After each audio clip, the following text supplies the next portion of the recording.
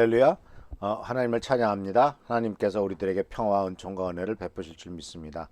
5월 25일 화요일 날 아침에 하나님이 우리 사랑하는 성도님들과 함께 하시며 응원하시며 축복하시며 돌봐주시는 귀한 하루가 되기를 축원합니다. 오늘 말씀은 어제 이어서 믿음으로 사는 삶에 대한 실제적인 삶에 대한 얘기를 같이 생각해 보려고 합니다. 사람이 살아가는 데 있어서 오늘 살아가는 데 있어서 사람이 현재 고통스럽고 힘든 일들도 있고 과거의 일들도 있고 그리고 미래에 대한 불안 이런 것들이 다 이렇게 서로 영향을 주면서 오늘 하루를 살아갑니다. 오늘 생각해 보려고 하는 것은 그 중에서도 과거에 대해서 과거의 문제를 어떻게 믿음으로 극복해 나갈 것이냐 하는 것을 말씀을 나누려고 합니다. 많은 사람들이 안타깝게도 과거에 얽매여 살아가고 있죠. 과거의 상처, 과거의 아픔, 쓰라림, 그리고 계속 쌓아져 왔던 질병도 과거로부터 계속 쌓아져 왔던 것, 또 과거의 어떤 실패, 또는 어렸을 때 받던 사랑받지 못함, 또는 가끔 이 뉴스나 드라마나 이런 데서 나타나는 어떤 과거 사건에 의한 트라우마, 특히 우리나라에 참 고통스럽고 힘든 역사들이 많지 않습니까? 4월 달에는 4.3 사건에서부터 시작해서 4월 16일 날 세월호 4.19 사건, 여전히 그 당시에 죽었던 사람들의 가족들은 트라우마와 고통 속에 살아가고 있죠. 이런 일들은 계속되고 있습니다. 그런데 이런 과거의 아픔에 대해서, 상처에 대해서 그럼 우리가 믿음으로 어떻게 극복해 나가고 믿음으로 그것에 대해서 이기려고 하는 것에 대해서 하나님께서는, 또 예수님께서는 어떻게 하셨느냐라는 것입니다. 여기에는 이제 몇 가지의 그 과거의 상처와 아픔에 대해서 예수님께서 특별히 믿음으로 극복하게 하셨던 또 그런 사건들이 있는 것을 발견할 수가 있습니다.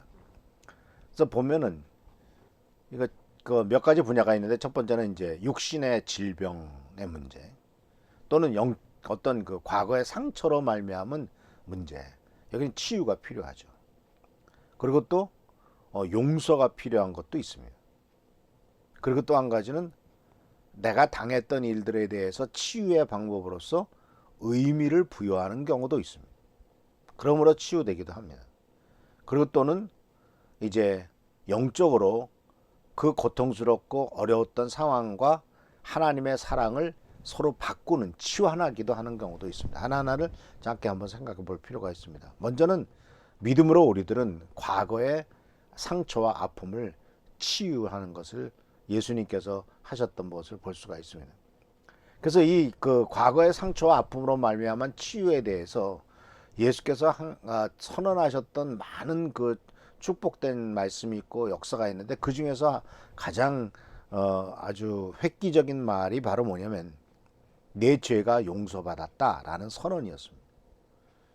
당시 바리새인들은 예수님께서 내 죄가 용서받았다라고 말했을 때, 감히 네가 누군데 하나님 말고는 인간의 죄를 용서할 수 있는 자가 누구냐 하면서 예수님이 그렇게 말씀하신 것을 비난하고 예수님을 참남한 자라고 망령된 자라고 일컫지만, 예수님은 하나님의 아들로서 마땅히 용서의 능력을 갖고 계셨고 베푸실 수가 있었습니다.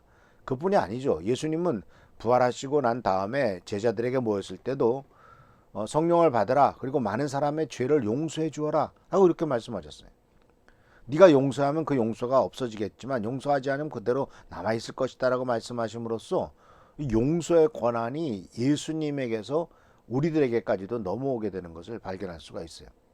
그래서 예수님께서는 여러 곳에서 용서에 대한 얘기를 많이 하셨어요. 내 죄가 용서받았다. 근데 놀랍게도 내 죄가 용서받았다라고 말씀하셨던 것의 경우에는요, 대개 병자들에게 하신 말씀이거든요. 그러니까 주님 앞에 나와가지고 주님, 내가 이런 죄를 저질렀습니다. 과거에 이러이러한 잘못을 저질렀습니다. 그런 죄에 대한 고백을 한 경우는 별로 없어요.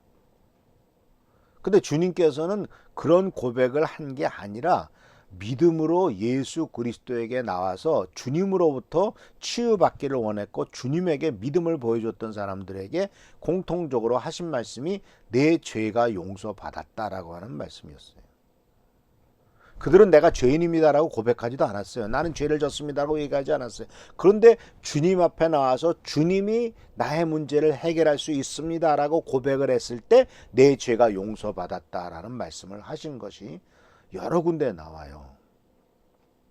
누가복음 5장 20절에 보면은 이 바로 이 중풍병자가 있었죠. 예수님께서 말씀을 전하시는데 집안에서 말씀을 전하시는데 중풍 사람이 많아서 친구들이 중풍병자를 데려왔는데 침상채 들고 왔는데 그 사람이 많아서 지붕을 뜯고 달아내렸다는 기록이 기사가 이제 누가복음 5장 20절에 나오거든요.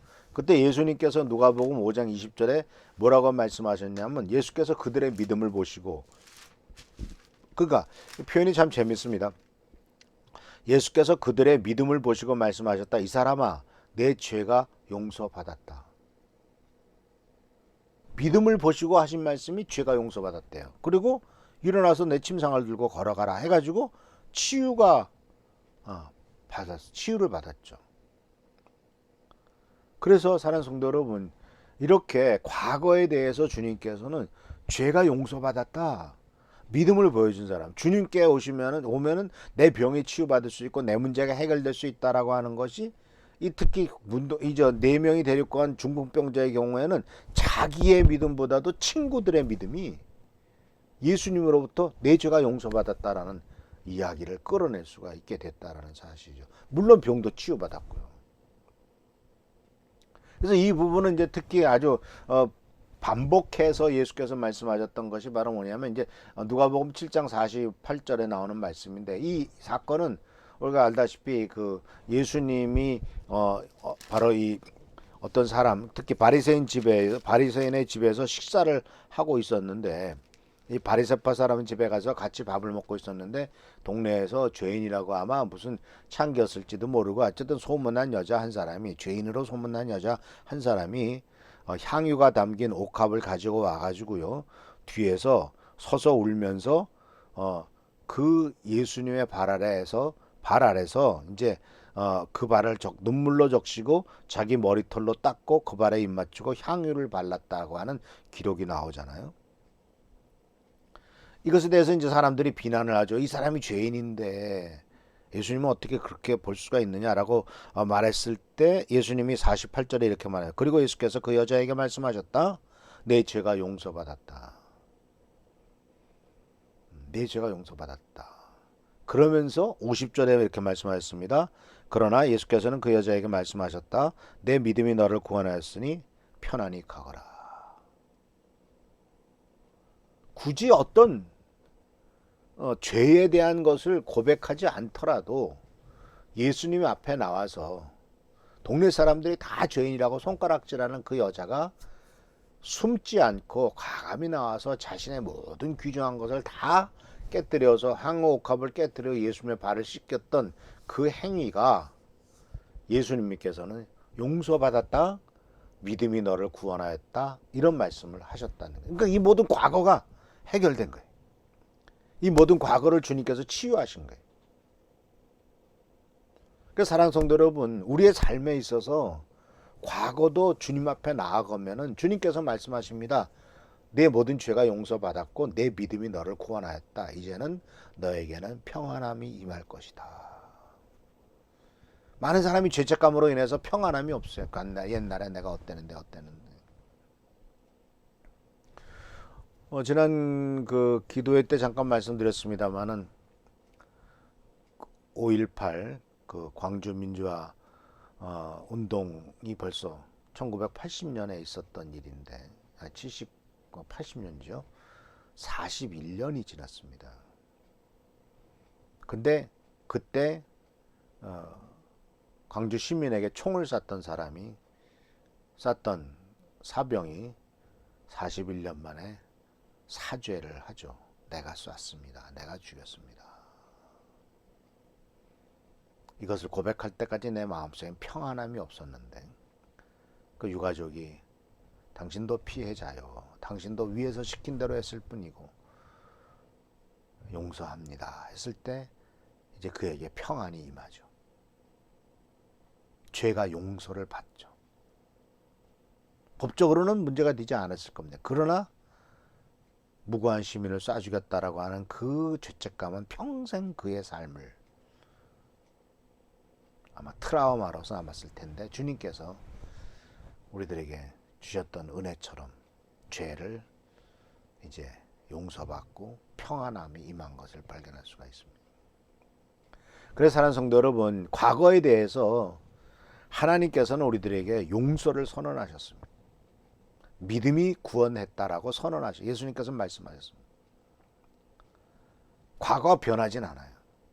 그러나 어떤 문제이든지 간에 주님께서는 용서받았다, 믿음이 너를 구원했다라고 선언하심으로써 이제 그 과거의 상처를 하나님의 사랑으로 감싸주시고 모든 인생의 죄책감을 용서와 회복과 평안으로 인도하시는 것을 발견할 수가 있습니다. 다른 성도 여러분, 그렇기 때문에 과거가 어떤 삶이 있든 이 과거의 문제를 주님 앞에 갖고 나오시고 또 예수께서 내 죄가 용서받았다라고 말씀하시는 것을 믿음으로 받아들이시기 바랍니다.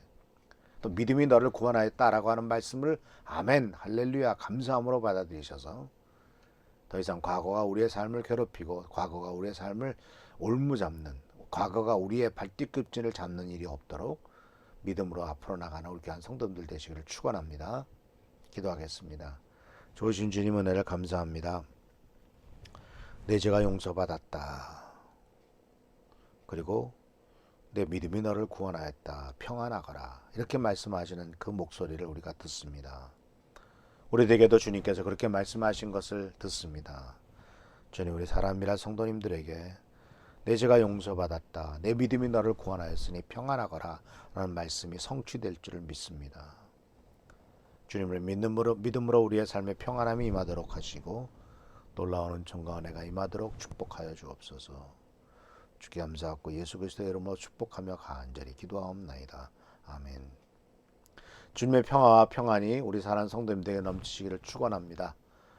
교회를 위해서, 나라 민족을 위해서, 또 우리 성도님들을 위해서 계속 기도하시며 또 우리의 삶의 모든 문제도 믿음으로 극복해 나가는 우리 한 성도님들 되시기를 축원합니다. 아멘. 큰 기쁨 주신 주께서 보여